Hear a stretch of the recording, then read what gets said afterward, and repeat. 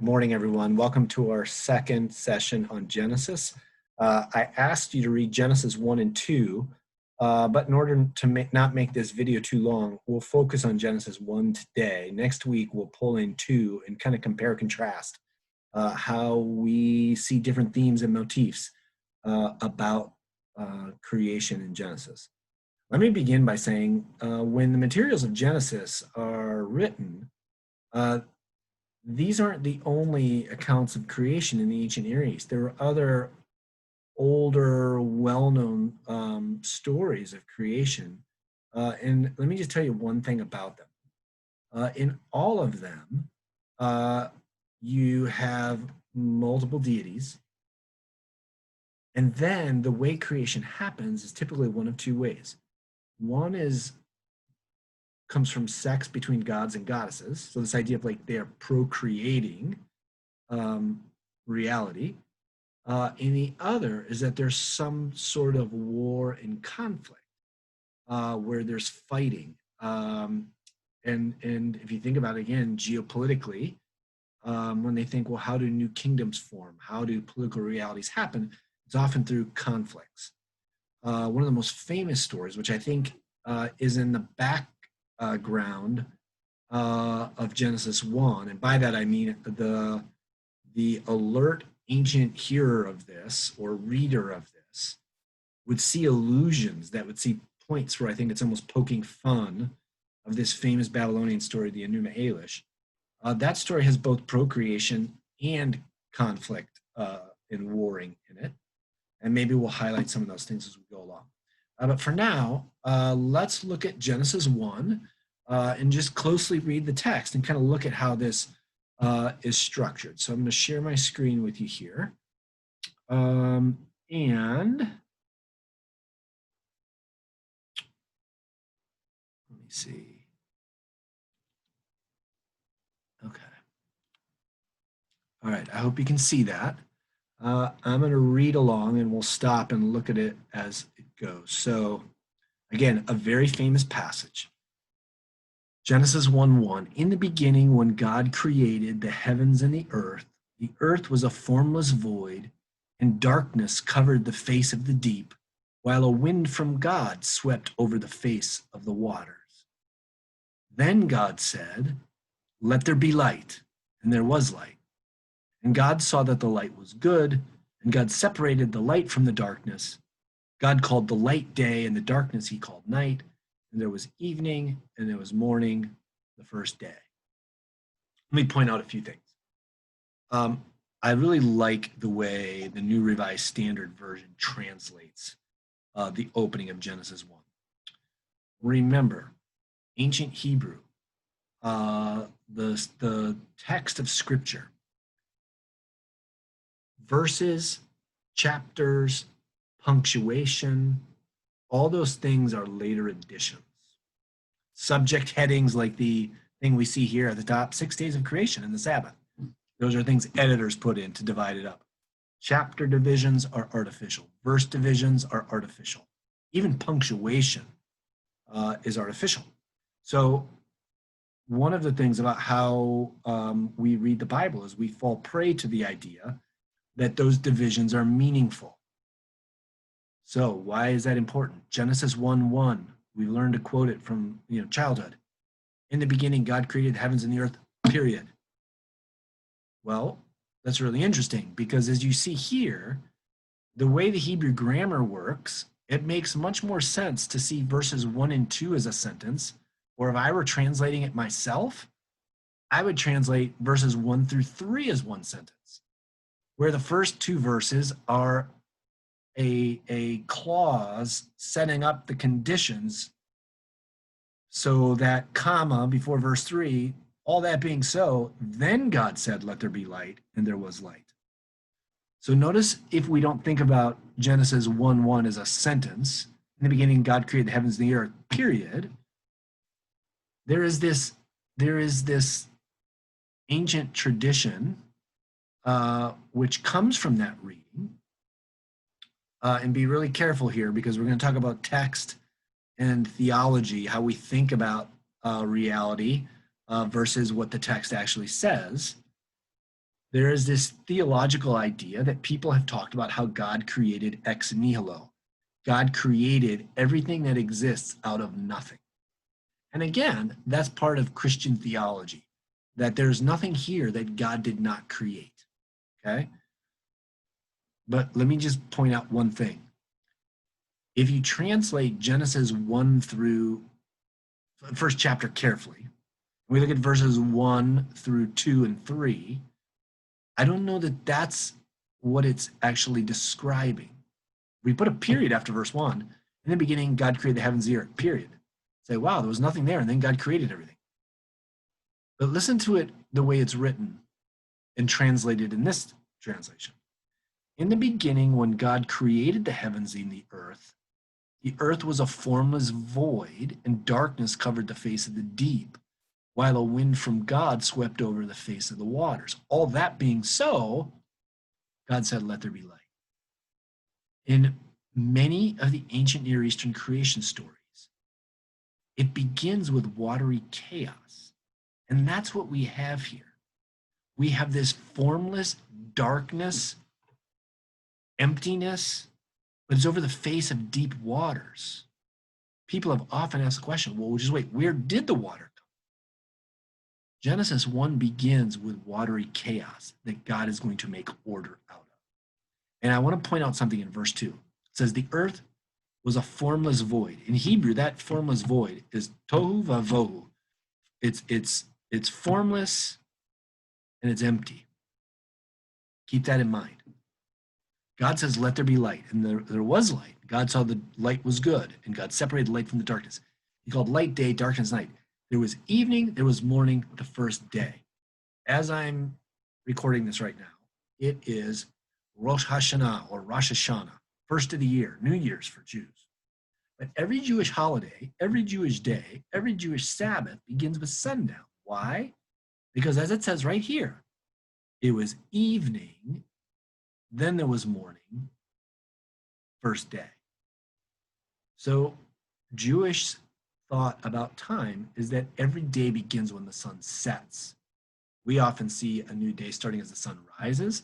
That's not the Jewish way of seeing it. Because of creation, Jewish festivals, Jewish holidays, Sabbath begins by the lighting of the candles when the sun sets. Evening begins the day. So it sets this as day one. And God said, let there be a dome in the midst of the waters, and let it separate the waters from the waters. So God made the dome and separated the waters that were under the dome from the waters that were above the dome. And it was so. God called the dome sky, and there was evening and there was morning the second day. So picture this. God creates light and separates it from darkness. The next day, God is taking, imagine if I had my board, I'd be drawing for you. There's this watery chaos. And what does God do with it? He divides it so that there is this thing that pushes some water up and some water below. So at this point, it's all water and light and darkness. But God puts something in between this. It's a dome, like holds the water up, and then there's other water below.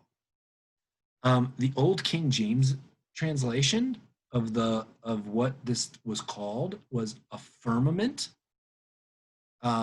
instead of dome. I don't know what a firmament is other than it's firm. It's this hard thing because it holds water up. And then it's translated here, he called the dome sky.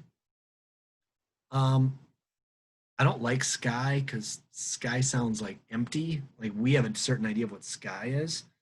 But anyway, he's created a dome, keep some water up, some water down. Does that make sense? Now listen, when we hear this and we think about this literally, we say, just wait, we're not really talking about the world in scientific terms, right? There's a dome holding water up top and keeping water below. What do you mean water up top? Well, if you look out at the sky, it's blue, just like water. And when it rains, what happens? Water comes down. So the ancient Hebrews saw this dome that had windows in it that could open up and water would come down. And then when the rain stops, the windows close. Okay? It's a different cosmology than we have in our scientific age. So water above, water below. But at this point, it's all water. Okay, day 2. So get day 3. And God said, let the waters under the sky be gathered together into one place, and let the dry land appear. And it was so. God called the dry land, earth, and the waters that were gathered together, he called seas. And God saw that it was good. Then God said, let the earth put forth vegetation, plants yielding seed, and fruit trees of every kind on earth that bear fruit with the seed in it. And it was so. The earth brought forth vegetation, plants yielding seeds of every kind, and the trees of every kind, bearing fruit with the seed in it. And God saw that it was good. And there was evening, and there was morning, the third day. Now, again, really interesting here. God is again dividing. Starts, he divides the light out of the darkness. 2, he divides upper water, lower water. 3, in the lower waters, he divides, so some is dry ground and some is water. Okay? That's the end of day 3. Let's look at day 4. And God said, let there be lights in the dome of the sky to separate the day from the night. And let them be for signs, for seasons, and for days, and for years. And let them be lights in the dome of the sky to give light upon the earth. And it was so. God made 2 great lights, the greater light to rule the day, and the lesser light to rule the night, and the stars. God set them in the dome of the sky to give light upon the earth, to rule over the day and over the night, and to separate the light from the darkness. And God saw that it was good. And there was evening, and there was morning, the 4th day. Okay, here's the first thing that if we stop and think logically, as Westerners who have a scientific view of the world, we hit a little speed bump here. Now, this comes up even in the Scopes monkey trial back in the 20s. The question gets asked, how is it that we have light on day 1, but we don't create sun and moon until day 4? Well, there are all kinds of theological answers. Oh, God is the light is Christ, right? But there's a part of that we would say, well, that doesn't make logical sense. Hold on to that for a second. We'll try to fix that. I want to point something out very significant here. If we look at day 4, we mentioned in the other stories, there are multiple gods and goddesses, and they bring everything about. It's interesting that one of the things that Genesis 1 is strongly monotheistic. We get no mentions of any other gods or goddesses. It is God alone who makes everything. We'll talk more about that. But here's a key point where someone could get led astray.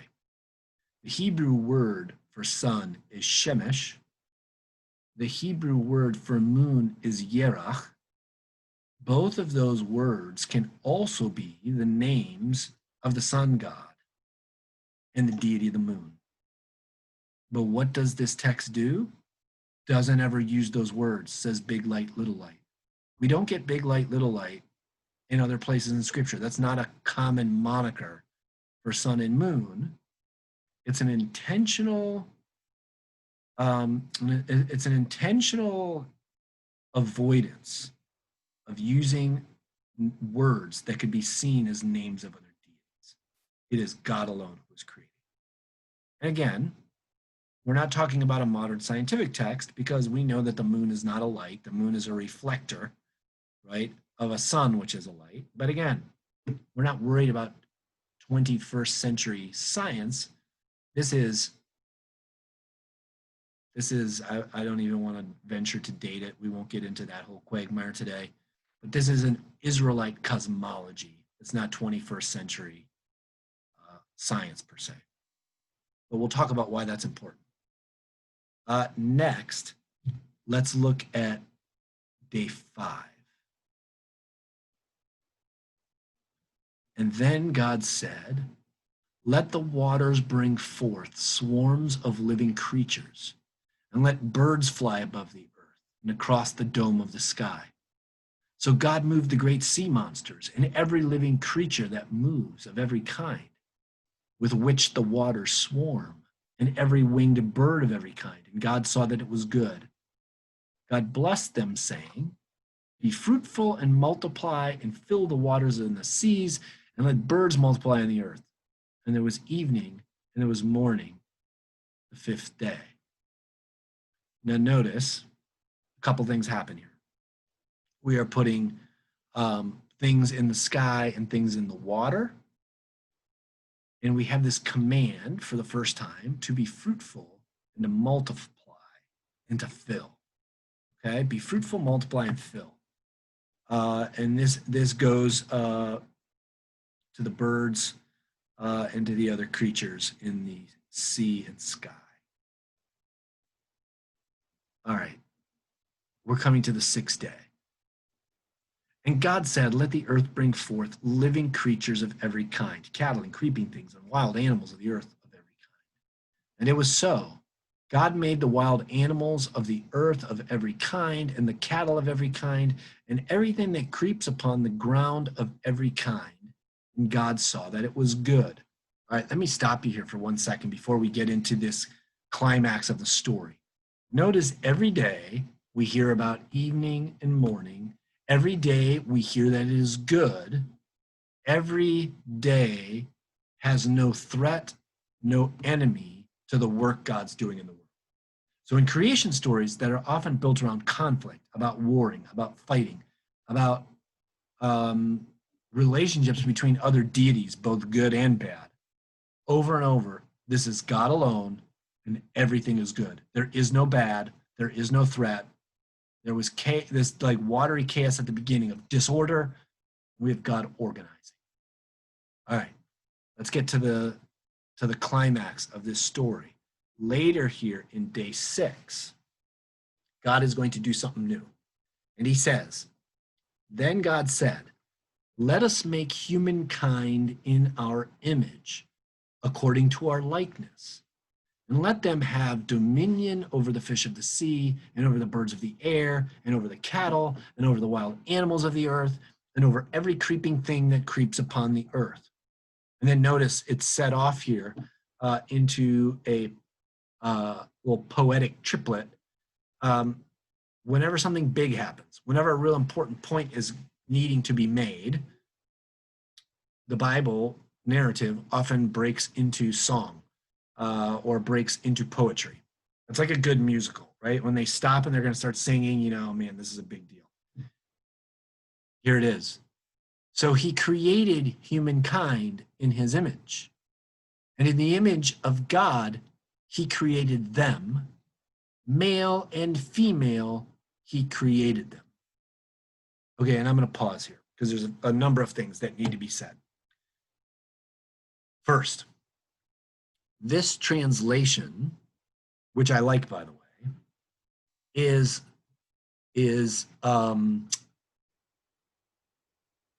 I think is extremely significant and extremely accurate, but it's being done in a way that is different from how you maybe have normally heard this passage. And the normal's a bad word. The traditional translation, I think, can bring confusion.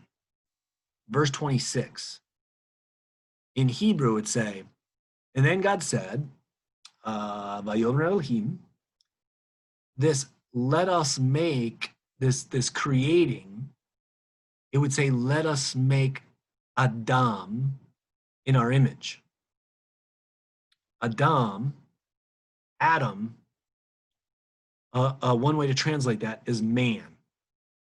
But when it's translating man in that passage, we need to understand we are talking about humanity as a whole. And let me point out why. Because it says humanity is in our image. Now, if you read that man is in our image, and we think of that in a gendered way, that's very specific, and there's a message that comes with that. But the poetry that breaks out here clears up that the author is not talking about dudes. He's not talking about males. Because here's what it says. Verse 27. So God created Adam. If you thought about it, it's a one man in his image. Here's where that breaks down. In Hebrew poetry, they don't rhyme lines. They have these lines that can either build on an idea, can give an A and a B. It can give contradictory things like young man, listen to the words of your father. Don't reject the words of your elders, right? Where it's about following versus rejecting. Each line is significantly related to the one after. We could do a whole thing on biblical poetry, but for now, just look at the parallelism in this.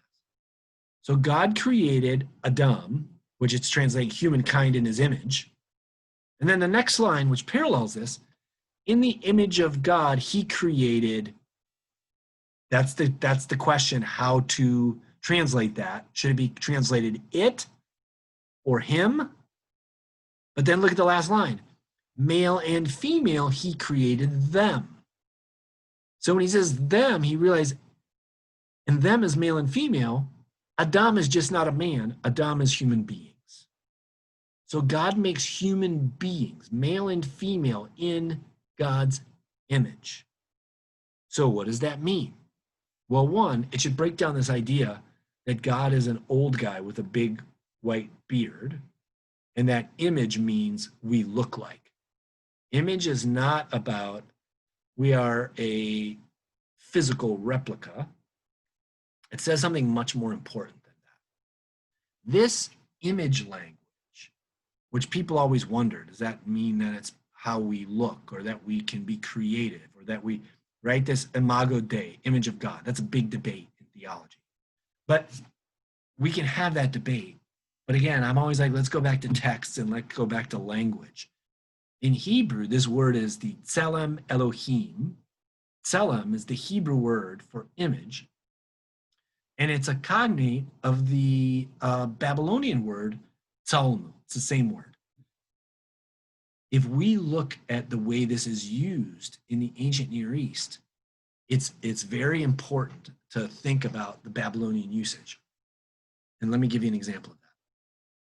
In ancient times, the Babylonian kings would go on these Western campaigns to conquer, to overcome different city-states, different kingdoms. They would then require taxation, tribute, and then they would head back to Mesopotamia. But what they would do is they would set up in their place when they left, they would set up someone who was their image, their tsalmu. This person was the divine representative. The image of the king was the person who was there in the king's stead. Now, typically that could be a person. Sometimes, if it was probably a small little place, they would set up like a statue, like this represents the king and he's watching you. But this tselem, this image, was the person who would represent the king when he was gone. This image word is a royalty word. It's a stature word. It says, on this earth where there was chaos and disorder, this watery, formless and void that God makes order of, he creates human beings as his tselem, at his image, who will do the work that God does, who keeps order, who manages the chaos. In the verse above where it says, let us make humankind in our image according to our likeness and let them have dominion over the fish and the birds and the human beings, Christian folk, have misused this dominion word to say we can do what we want because we can lord it over as we're the ones in power, so don't tell me what to do. That's not the understanding of the Tselem. He is the one who will make things work and run and function as if the king were still there. We are given this divine royal role to keep things running and working and orderly and good, as we hear after each creative day, as God created it to be. That's big stuff. Look at verse 28. God blessed them, and God said to them, and notice he says the same thing to us that he said originally to the creatures, be fruitful and multiply and fill the earth and subdue it and have dominion over the fish of the sea and over the birds of the air and over every living thing that moves upon the earth. God said, see, I have given you every plant yielding seed that is upon the face of the earth, and every tree with seed in its fruit. You shall have them for food. And to every beast of the earth, and to every bird of the air, and to everything that creeps on the earth, everything that has breath of life, I have given every green plant for food. And it was so. God saw that everything that he had made, and indeed, it was very good. And there was evening, and there was morning, the sixth day. So notice, he comes to the end of it, and he creates the humans, and he says, you all are the caretakers. You are the ones, more than caretaker. Caretaker sounds like a servant. You are the viceroys. You are the royalty who will do what I would do. That's the calling. So subduing is not crushing. Subduing is keeping the order as chaos always seeks to creep back into our world. It is our job to keep it orderly. Keep the forces of chaos at bay. Remember, we begin with a watery chaos that is formless and void, and it is our job to keep it in order. And let me come back to that for a second. Some people look at these 6 days of creation and they say, just wait, how do these really work? Because we have light, but we don't have the sun and the moon yet, and there's the order of things doesn't seem to make a lot of sense. But if you think of it in a literary, kind of a poetic way, it makes perfect sense. We hear at the beginning that the world is formless and void, formless and empty. But look at what happens in the first 3 days. God creates forms, and he creates it by dividing, which is interesting because in the ancient Babylonian story, God created the world by killing the sea monster and dividing her body into 2 parts. Here, he divides things. He divides the watery chaos. And what is the first thing he divides? It says he separates out light from darkness. It's a dividing. Then we hear in day 2, he divides water above, water below. Day 3, he divides the water from the land, right? It's all water, and he divides out the land. 3 days of dividing. And in dividing, he creates forms for what was formless. He created think about this. The first one's a little bit metaphysical sounding. He creates forms for light and dark. He creates form for sky and sea. He creates form for dry land versus sea. And then what does he do on the corresponding days? If you think of it as a chart, day 1, day 2, day 3, day 4, day 5, day 6 correspond. Day 1, God forms the realm of light and dark. And what does he do? He fills it with big light, little light, and stars. What does he do on day 2? He creates a form of sea and sky. What does he do? He fills it with sea creatures and birds. Day 3, he creates a form for dry land. And what does he do? He fills it with beasts, creepy things, and at the end, the pinnacle of creation, humans. There's a crescendo to the end where God creates his very image, the humans who will keep order in the world. All right? But remember, verses and chapters are artificial. We're not done. Jump to chapter 2. Chapter 2, verse 1. Story's still going. Thus, the heavens and the earth were finished, and all their multitude.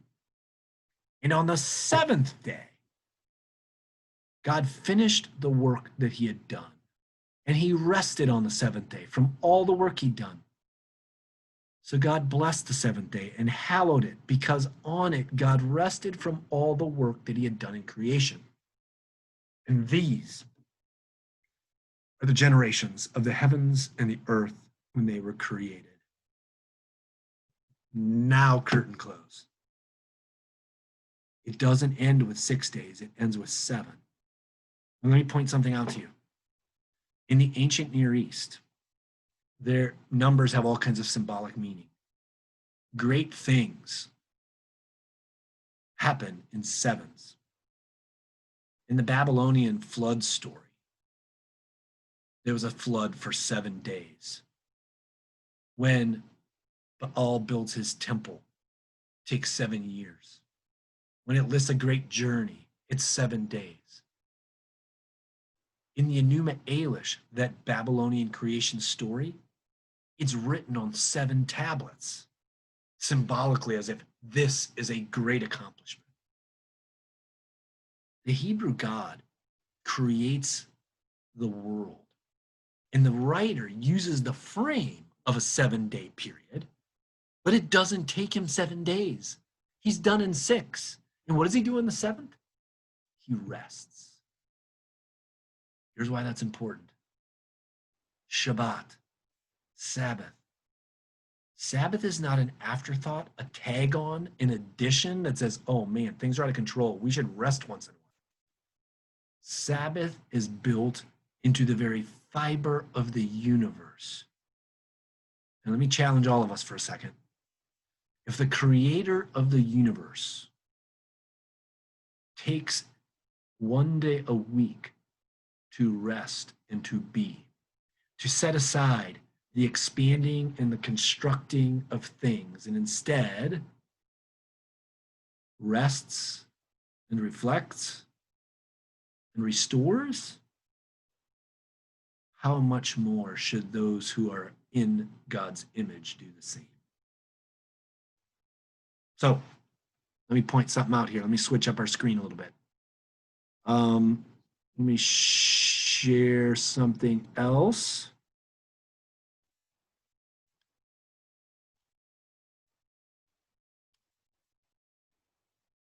Key points to creation.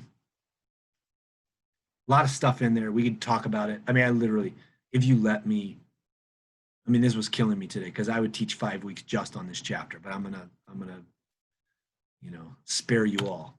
Key points when the dust settles. So much as goes on about people with creation and what they're going to talk about. Genesis 1. What are the really big ideas? What are the points, the punchlines that the writer of this text wants to make sure we know? One God, God alone. God made it. The sun god, the moon god, they didn't do it. Tiamat, the watery chaos, didn't have a part in this. God alone creates. God said. God did not have a goddess that he procreated with. God did not have to fight off in battle with other deities. God simply says it, and it is. The Memphite creation story of the Egyptians has this same pattern where it says that the god, that Atum thought it in his head, spoke it with his mouth, like believed it in his heart, and it was. Genesis 1, God says it, and there it is. No other physical act is necessary. We'll see something different in chapter 2, 4, and following. But in this, God says it. Says something about his power. He's not relating to other deities in good ways or bad ways to help make creation. Image of God. We are God's image. We are the peak of creation. We are the ones who do his work in this created order. Everything was very good. Each day was good. The summation was very good. There is no evil lurking at the edge. There is no bad guys to keep in a cage. We'll talk about all that later. But Genesis 1 says matter is not evil. All things were very good as God created it. God has no enemies. And lastly, God creates Shabbat. God creates Sabbath. It is time that God created, and time is not ours. He created us in time, and he created us to abide in time. And he calls us that our week is to end in this way of telling, with rest. Christians later shifted that the week begins with rest. Anyway, that's a lot of stuff. You probably have lots of questions. If you want, you can put questions in the comments to this video, and I'll try to answer them through the week. Or you can shoot me an email, or you can just bring them with you next week when we meet back in Zoom, and we'll wrap up any questions you have about this. And then read carefully chapter 2. And we will look at how is it similar and how is it different from what we just did with Genesis 1. So I hope you all are all well. I look forward to seeing you all next week. All right. Have a great week.